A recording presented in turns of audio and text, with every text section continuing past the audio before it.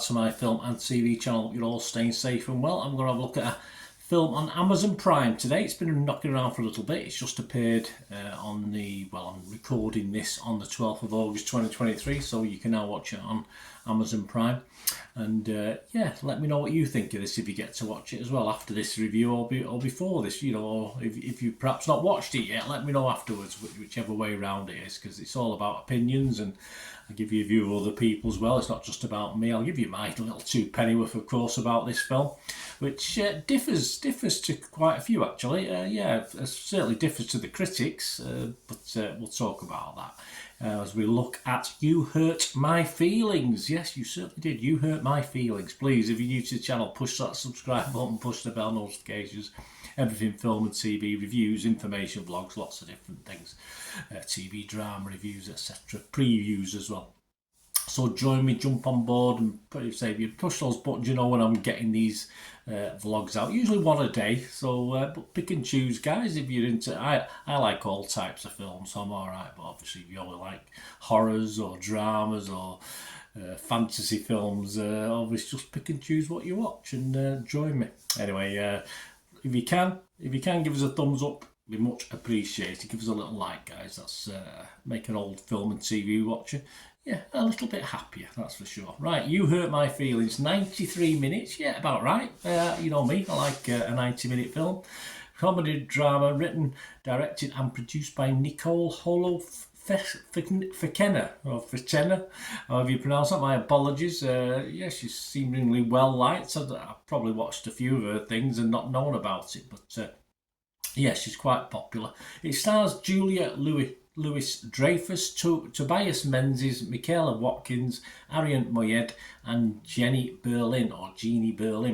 And it was originally released by A24 distributors on May the 26th, and as I said, it's now on Amazon in all the comments today, as I said, as at the 13th of August 2023.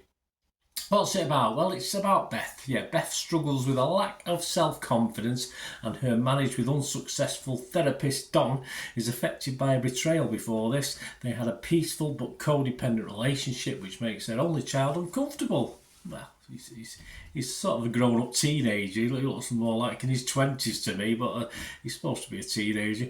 Beth's sister helps her cope with the pain, possibly because of her own struggles with husband Mark, who is a struggling actor. Poor soul. Right, let's have some of the scores. What about the Rotten Tomato audience? Yeah, they like it. Yeah, 64%. That's not too bad. And the consensus of the audience is that it's well acted, sometimes funny. Yeah, occasionally funny for me.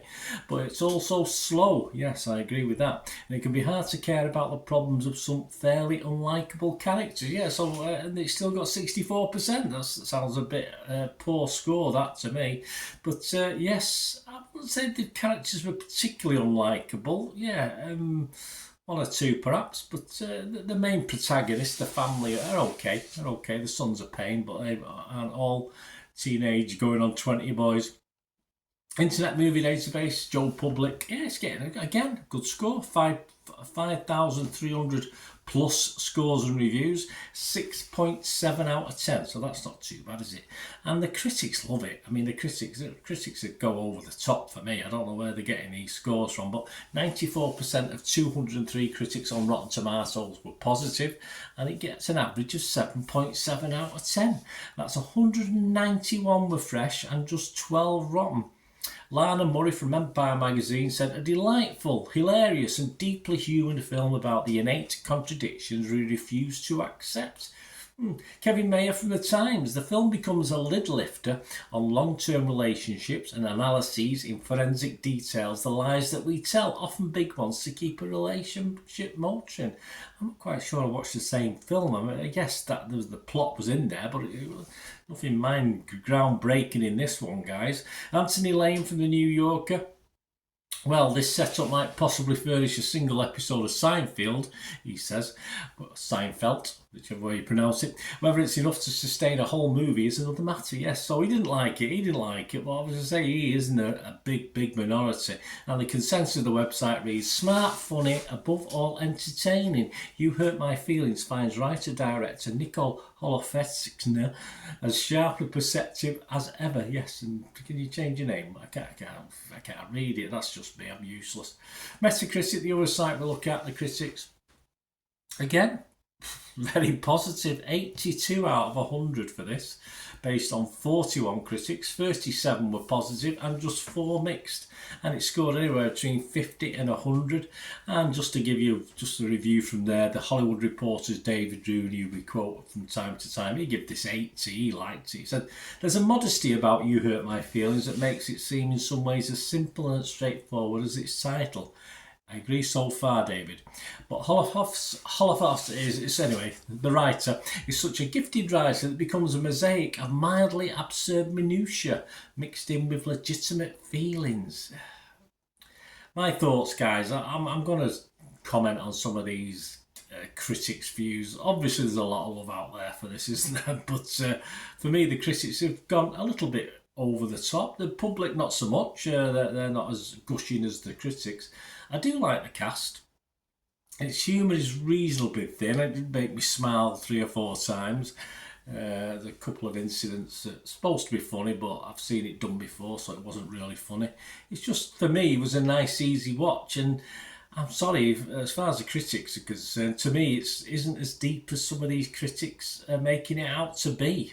It's not as deep or as meaningful. At times, it borders on mundane.